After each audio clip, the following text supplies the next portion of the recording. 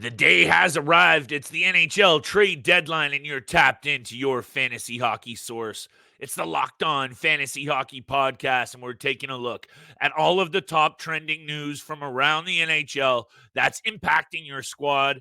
Noah Hanifin, anybody? We'll break it all down on today's episode. You're Locked On Fantasy Hockey, your daily podcast on fantasy hockey. Part of the Locked On Podcast Network, your team every day.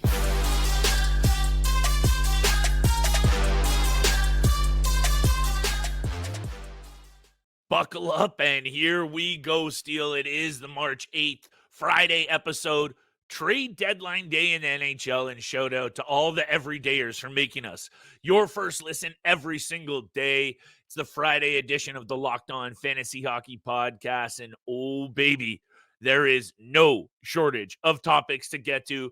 Today's episode is brought to you by FanDuel. Make every moment more. Right now, new customers get $150 in bonus bets with any winning $5 bet. That's $150 if your bet wins. Visit FanDuel.com/lockedon to get started.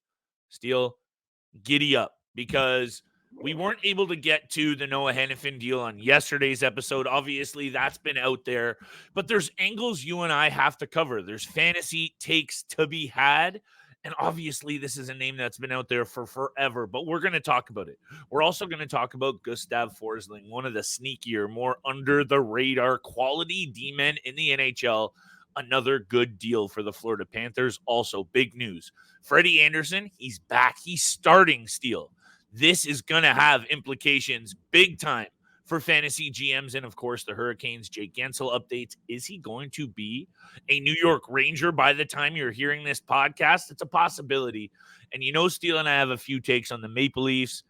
Let's go, Steel. Friday's bets. We got a lot to get to. I'm turning it right over to you because, look, the Noah Hanifin situation, everybody's talked about his value. Everybody's talked about the Flames giving up on these pieces. Number one, how do you think Jacob Markstrom feels? I'd be wanting out of there real bad. And number two, I just don't know what this necessarily means for his fantasy value because he's already been so good. And there's not a ton of minutes to go around in Vegas. As much as I know he's going to get a look, I just need to see how he's deployed. It's looking like power play 2 time. But the main takeaway here is the Vegas Golden Knights get the biggest name on the market in terms of D-men, and here we go again. They're going to make a push at that cup.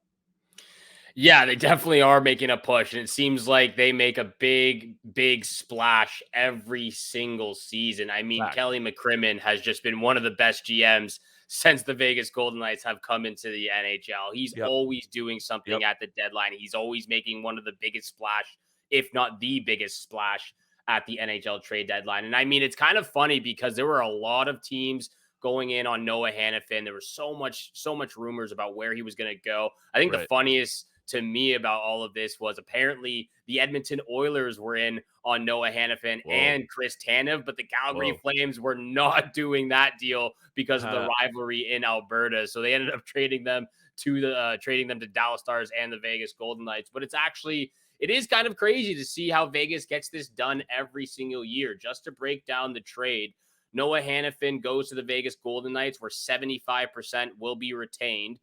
To the Flames, a conditional 2025 first-round pick, Daniil Miromanov, and a conditional third-round pick, and the Flyers were also a part of this deal. They got a 2024 fifth-round pick. And again, it's just crazy to see how Kelly McCrimmon is able to get these deals done.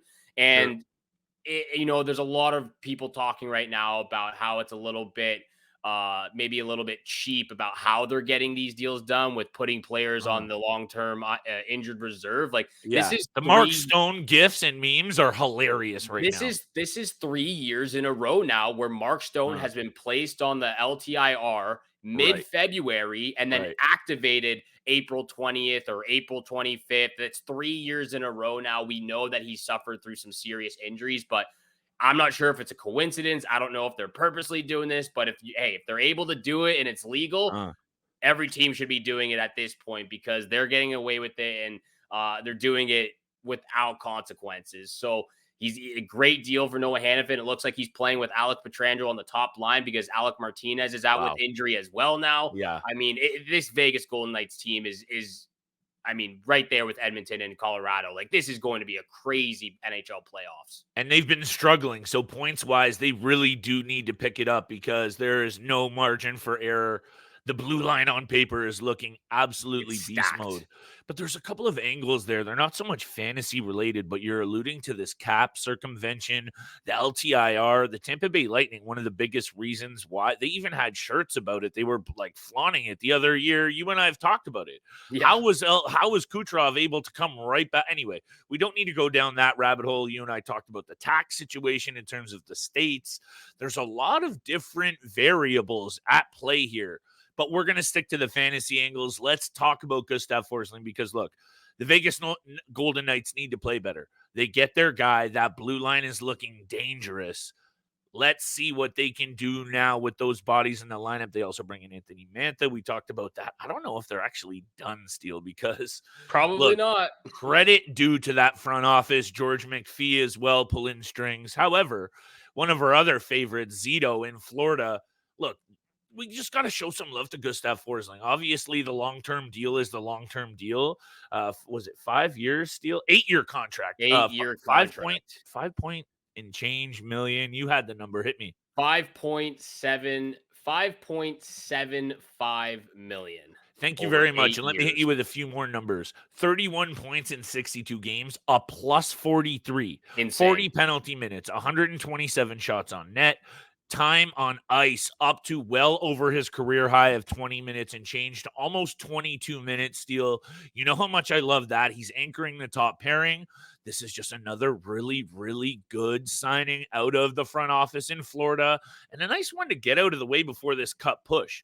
No questions asked. Gustav Forsling is a sneaky under-the-radar fantasy piece that I'll turn it over to you because I know you mentioned him. I think you were the first guy to ever turn me on to Forsling. And he's done nothing but fill out the peripherals as well. And I'll leave that angle for you to talk about very quickly because we got a lot more to talk about, including Freddie Andersen, Jake Guentzel. What the HE double toothpicks are the Leafs doing and Friday's bets. But Forsling, what's your take on this situation? Because another feather in Bill Zito's cap. I mean, Bill Zito just knocked it out of the park. Boom. I mean, he's 27 years old. He's right in the middle of he's just getting to his prime right now. He's playing some of the best hockey. You lock him in for 8 years. That's such a great contract number as well. He's locked in until he's 35 years old. I mean, you literally could not get better than what Bill Zito is doing right now in Florida. And like you said, with the numbers, 31 points, plus 43. 7.1 shooting percentage, which is a career high for him. He's playing some heavy minutes as well, over 22 minutes of average ice time. He's got the hits. He's got the blocks. I would like to see the shots. And the funny thing at the beginning of the season was when we knew Aaron Ekblad and Brandon Montour were going to be out of the lineup, I thought he was going to explode. I thought he was going to take over. I thought he was going to be that guy. It was actually Oliver Ekman-Larsson who did majority of the work at the beginning of the season. Gustav Forsling's been playing his best hockey since Montour and Ekblad have come back. Yeah, he's picked it up. So he wants them in the lineup. He plays great with them. He plays great with Aaron Ekblad on that top D pairing. He's rostered right now at 76%. Noah Hanifin as well is also rostered at 70%. Now he's up 8% over the last week. But yeah, those are two defensemen who are just absolute studs on the back end. I think we can see a little bit more from them offensively, and we're starting to see that a little bit from Forsling from last year. And you know, I want to see him do a little bit, produce a little bit more as well as to finish off this season. But great contract all around for Bill Zito to get Gustav Forsling locked in. Fantasy wise, I agree with you. I think it's more in line with his game that he's right there in that 40-point realm. But I agree with you just because I think of how good he actually is, and when you see him play, you understand that, he's getting it done how he is, but maybe you could see a lot more out of him. So I'm here for that take also. Florida Panthers have 90 points. They are in first place in the entire NHL, and they just added one of the more consistent goal scorers over the last number of years, a Stanley Cup champion in Vladimir Tarasenko. He already looks elated to be in Florida. I don't know if you've seen any of that content. He also lives right around the corner from the arena. His whole family is there. That could be the kind of thing, Steele, those small little points that you look at that bring a team together that's already cooking, that was already all the way to the final. I talked a lot about the Panthers yesterday, but you can't help but start drinking the Kool-Aid for the Florida Panthers, a team that has also not closed the book on maybe making another move. Not going to say it. I couldn't see it. Let's get to the rest of today's episode. Andersen, Guentzel, what the Leafs are doing. Friday's bets. Today's episode is brought to you by our friends at Factor. 2-minute meals. Fuel up fast with Factor's restaurant quality, delicious meals that are ready to heat and eat whenever you are. Pancakes, smoothies, and more. Discover a wide variety of easy options for the entire day, like breakfast, midday bites, and more. No prep, no mess. Factor meals are ready to heat and eat, so there's no prepping, cooking, or cleanup needed. Flexible for your schedule. Factor is the perfect solution if you're looking for fast, premium options with no cooking required. Head to factormeals.com/LockedOnNHL50 and use code LockedOnNHL50 to get 50% off. That's code LockedOnNHL50 at factormeals.com/LockedOnNHL50 to get 50% off. And thank you so much for making the Locked On Fantasy Hockey Podcast your first listen every single day. Make sure you go over to the YouTube channel of Locked On Sports Today, the first ever national sports 24/7 streaming channel.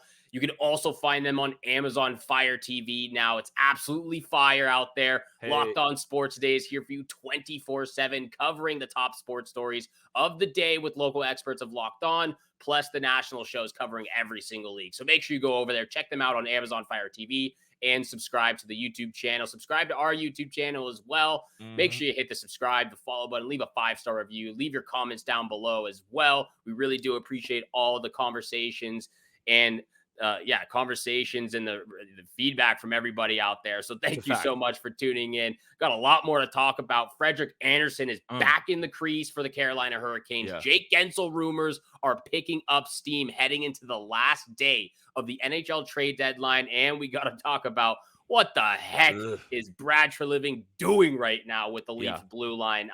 We got a lot to talk about, but let's start with the Carolina Hurricanes and Frederik Andersen, because this is just great news to see from the hockey community.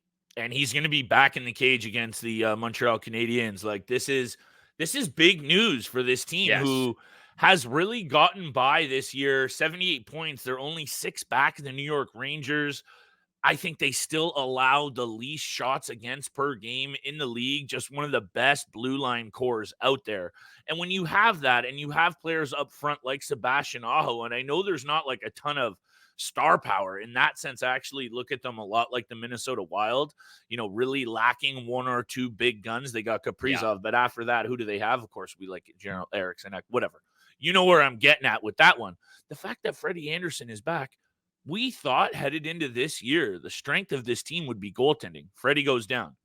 Antti Ranta's inconsistent. He gets hurt multiple times. Kochetkov comes in, looks good one night, looks bad the other night, and gets hurt himself once or twice. So this has been a carousel in Carolina, and I think it just speaks to the quality of the overall team still. The fact that they're still sitting there in second, this is big news for the Carolina Hurricanes, who now maybe don't need to be as aggressive looking for the goaltender we all thought they were going after. That's number one. Number two, fantasy-wise for Freddie, I would be wary right away. I would take it easy on if you're a week-to-week lineup set, and you have to put him in there for a whole week, I might actually hold off and see what the schedule holds for Carolina next week and then make a decision. Either way, I think they're going to look to Freddie to eat the minutes here. I think that makes a whole ton of sense. I'm going to leave it at that, Steele, because now, once more, the Carolina Hurricanes have to get over that hump of not being able to get it done in the postseason. And if there's going to be any of those goalies, it's got to have to be Freddie of those three that takes them there. Yeah, Freddie comes back from injury. The Carolina Hurricanes waive Antti Ranta. I got to assume at least one team might try to pick him up unless he clears waivers. But this is great news for the Carolina Hurricanes. It's great news for Frederik Andersen. I'm just very happy that he's doing well and he's back to the hockey game. He's rostered right now at 68%. So a lot of GMs out there were holding on to Frederik Andersen the entire season, hoping for this moment right now for him to get back in the lineup. I think it's a great game for him to start against the Montreal Canadiens as well. So we'll have to see how he plays against this Canadiens right now, as that actually they've been playing pretty decently as of the last stretch of games as well. But let's get over to Jake Guentzel and talk about the rumors about what's going on with him. I mean, there's got to be at least 6 teams, 7 teams. We kind of have to at this point. Yeah, we have to. And I think the Carolina Hurricanes are actually one of the teams on Jake Guentzel. I'm actually very surprised that the Hurricanes haven't made a trade yet before this deadline. So maybe they're just trying to figure things out going into the last day. But Jake Guentzel, he's been rumored to the Vancouver Canucks. He's been rumored to the Colorado Avalanche, the Vegas Golden Knights, the Carolina Hurricanes. But now the team that has emerged on top are the New York Rangers. And I couldn't be happier if Jake Guentzel went to the New York Rangers. I don't know. Okay. All right. Sure. I couldn't be happier if he went to the New York Rangers. I mean, that's the team I've been picking all season to win the Stanley Cup, to go to the Stanley Cup finals. And if he goes there, wow. I mean, their offensive power is just going to be at an elite level. Yeah, I'm not going to disagree with that. You know, the rumors out there, trade talks have intensified. This is just one of those names, Steele, that we almost anyone talks about Jake Guentzel, we have to bring it up. And these are legitimate sources. It's looking like a first-round pick and Capo Caco could both be involved in the deal going to the Pittsburgh Penguins. We know Dubas is going to have to try and salvage something here. And a good young player, along with a draft pick, obviously a first, might go a long way in appeasing the likes of Sidney Crosby and some of those other veterans in Pittsburgh that, look, this season is basically toast. But you owe it to Sidney Crosby. This is going to have to be some sort of rebuild on the fly. I don't know how Dubas is going to spin this or sell this, but I think bringing in at least a NHL-ready piece, which, 40 points last season for Kako. He's an NHL-ready player at least. Maybe he's not performing to expectations, but you know where I'm going with that angle. So I understand that one. Also, it would be massive for the New York Rangers, an already balanced attack, very worthy of making a run. In terms of you loving it so much as a Leafs fan, not really loving the Rangers stacking up even more, but let's be realistic. And this can slide right into our conversation about the Leafs if you want to start it, and we can finish it after the break. They are not built as a Stanley Cup team. They're not even close. And you and I can agree on that. And I'll leave you to your own opinion, obviously, and your own take on this. I respect the angle of finally not selling off assets, or however angles like Treliving is spinning, not really going after big names or landing them anyway. You're still selling off assets to bring in guys like Edmondson and Lyubushkin. And I get that they're big bruisers and they could use some sandpaper. They're all left-handed shotted defensemen. I don't see the lineup. That's not making sense. I don't get the mix. I don't get still selling off multiple second and third and fourth round picks or whatever they've been giving away. I would have rather actually selling off a first and getting someone much more substantial. I don't see it, Steele. I don't really understand. I get it from the angle of like hands are tied, I would have rather than just stand pat. Let this team run into the first round and see what they can do. The game tonight that's in the mix right now, by the way, against the Boston Bruins is also huge. If they come out and like play an awesome game, I'm telling you, Treliving is much more willing to go to the phones and maybe make another move. I know it's only one game, but you can't help but feel if they get pumped once again tonight or last night, that's going to be it for the moves for the Leafs. Yeah, and I do agree with that take, and appreciate that. Thank you. It is very frustrating as a Leafs fan when we all know that we've been searching for a right shot defenseman. That's what's been going on. That's what's been said over the last couple of months. That's what they're targeting. And you go out and acquire Joel Edmondson of the Washington Capitals. I'm not trying to diss Joel Edmondson, but like you said, you're giving up assets. And even though it's a third and a fifth round pick, why are you going out there and getting a left shot defenseman? We now have 8 left shot defensemen on the blue line. And I've said this over the last 2 years, and I've said this throughout my life. Defense wins championships. And I do believe the Maple Leafs have a strong enough offensive group to make a deep playoff run, or get past the first and second round.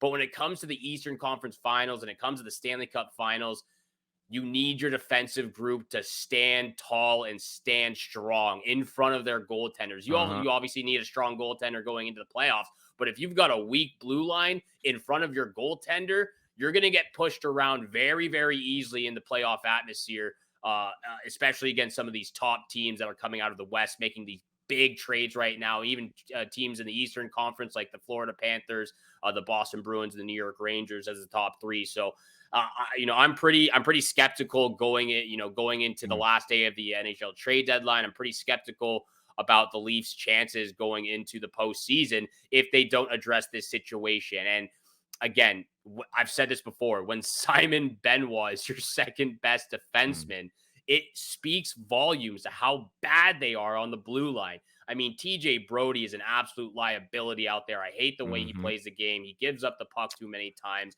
Right. I mean, I like Liljegren, but he can be very sloppy in the defensive zone at times too. He doesn't get pucks on net very, very clearly. So, I mean, it's very frustrating at this point. Hey, let's see where it goes from here, Steele. It doesn't, I guess everything makes sense in terms of like their hands are strapped. It's a tough situation. Yeah. Then just let it lie. I guess it's also hard when your team has performed to the way it has really well of late and not at least give them something and reward them for their on-ice performance, because that's obviously a tough pill to swallow if you're the team on the ice who've won whatever it is, 11 out of their last, 13 or 14 games. Yeah. They've definitely done their part over the last couple of weeks, but it's just a tough situation. I said this at the start of the season. I don't know if you remember it, and it holds so true right now. The Leafs are at a tipping point. I said it then, and it holds even more true right now. And you're seeing it with how Brad Treliving is having to navigate these waters. By the time you're hearing this episode on Friday, there is going to be a lot more news that Steele and I have to cover. Thankfully, we have a Saturday special. Tune in tomorrow. Steele and I are going to cover every single move that went down that's affecting your fantasy squad. And we got bets coming up right after the break. Right after the break, indeed. And this episode is also brought to you by Indeed. Bang! When you're drafting your fantasy team, do you ever wish you could do the same thing with your business team? If you're building a roster to win the league, you need Indeed. Indeed is the hiring platform where you can attract, interview, and hire all in one place. Find top talent fast with Indeed's suite of powerful hiring tools like Indeed Instant Match, assessments, and virtual interviews. Something I love about Indeed is that it makes hiring all in one place so easy with the Instant Match, because Indeed does the hard work for you. Sponsor a job and boom, Instant Match shows you candidates whose resumes on Indeed fit your job description immediately after you post. With Instant Match, you can start hiring fast. Indeed knows when you're growing your own business, you need to make every dollar count. That's why with Indeed, you only pay for quality applications that match your must-job requirements. Visit Indeed.com/lockedon to start hiring now. Just go to Indeed.com/lockedon, Indeed.com/lockedon. Locked On. Terms and conditions apply. Cost per application pricing not available for everyone. Need to hire? You need Indeed. And thank you so much for making the Locked On Fantasy Hockey Podcast your first listen every single day. Continue to hit the subscribe, the follow button, leave a 5-star review. We appreciate all that love and support you show us Monday through Friday. 7 o'clock in the morning is when you can find our episodes. We're going to get to big time bets very, very quickly, but I just want to talk about this real quick. Is Jake Guentzel a left winger or a centerman? Because they've got him listed as a centerman right now on Hockey Reference. Hockey Reference, he's a centerman, but he's a left-handed shot. So he's most definitely a natural winger. Yeah. Most definitely, I guess, playing junior or in his younger career, I think he played some center position. Maybe that's why he's there. Positional eligibility is one of those very finicky things, Steele, when it comes to fantasy, that platform to platform, week to week, it can really be something that's hard to track. So that's a very interesting point that you bring up. But right now, in terms of where we're at in the schedule, it's also very hard to track in terms of bets. It's been up and down for me the last week or so. I know you're having a little bit better of a time. So I'm intrigued to hear what you have to say, and I want to turn it right over to you. And I just want to leave it at this. By the time people are listening to this right now, it's Friday, and there's going to be a lot going on. And the next even day or two in terms of bets, I would just say back up off, lay your wagers down low, and see how lineups are being deployed. And then maybe next week, once teams like Vegas have their beast mode new lineup out there, then start taking a look. Because these bottom feeding teams, and that's one of the angles I'm looking at tonight, Steele, they are going to start to get really dusted aside. And I know I've been betting the Dallas Stars a lot, and that's a little bit of a tease. but this is just what's going to happen. So yeah. take it away. Where are you looking? I got 3 picks, including my lock of the night. Where are you at?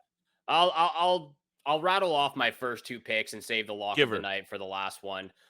First pick of the night, like you said, these bottom feeding tier teams, they're going to get absolutely pumped for the most part because teams that are battling for a playoff spot or holding on to one right now, they're going to be playing their hardest, and these are big 2 points. So that's sort of the trend I'm going with, and what I'm thinking going into this Friday night. 4 games on the schedule. First pick, Red Wings on the money line against the Arizona Coyotes at -120. They have struggled against the Arizona Coyotes as of late, losing 5 of the last 6. But like I said, this is a big 2 points that the Red Wings cannot afford to give up. I know they're without Dylan Larkin right now, but, Alex DeBrincat, Patrick Kane, Moritz Seider on the back end, Alex Lyon in the net. I think they get it done against a very weak Arizona Coyotes team that's gone 2-7-1 in their last 10. Obvious angle there. Got you. Second pick, going back to the one that missed for me a couple of days ago, but I'm switching it a little bit slightly. I think last week I took the Jets and Kraken under 5.5. It did not hit for me. I believe it was a 4-3 win for the Kraken. I'm going to take the Jets Kraken under 6.5 in this matchup at -100. Okay. I think it's going to hit for me this time around. Hellebuck, Joey Decord playing his best game, this best hockey right now. So I'm taking the under 6.5 in that matchup. I like that you're flip-flopping. I appreciate it. First pick of the night, I'm going to Detroit at Arizona as well. The last 3 games between these 2 teams have produced 26 goals combined. And over the last 10 head-to-head, 8 of the last 10 have gone over the number.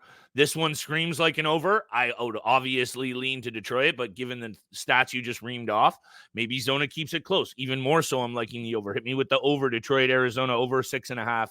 Minnesota rolls into Colorado. Look, Colorado made big moves. We've talked about what that can mean for a locker room. The Minnesota Wild seem to be perhaps sellers. I don't want to say that outright, but that's the angle that's continuing to look more obvious. Head-to-head, 6-3-1 for Colorado. Obviously, this is the better team, but I'm feeling the mojo here, Steele. That's not a ton to go on. -165. Good odd. I'm feeling the Colorado Avalanche at home on the money line. That's my second pick. As a Minnesota fan, I don't know if you're buying into that as much because the 4-5-1 for Minnie over the last 10 is a number, but I'm just really feeling Colorado in this spot. Yeah, I'd probably be feeling Colorado as well in this spot. The Minnesota have struggled against them. They've struggled against them in the regular season. They struggle against them in the playoffs. This is where my lock of the night actually comes in. I'm not taking the money line, but I'm going with the player prop. Nathan McKinnon over 1.5 points in this matchup. 24 points in his last 11 games. 8 of those games, he had multi-point games and has 50 points in 44 games against the Minnesota Wild. So Nathan McKinnon is on a heater right now. He's playing the best hockey of his career. He's over 100 points already in the season. Lock of the night, Nathan McKinnon over 1.5 points. Absolutely cooking, feeling it from my angle as well. Look, lock of the night, Dallas Stars into Anaheim. The Anaheim Ducks are just bad. They just traded out Henrique. McTavish is banged up. The season has been cooked. Also, Dallas, 9-1-0 in their last 10 against the Ducks.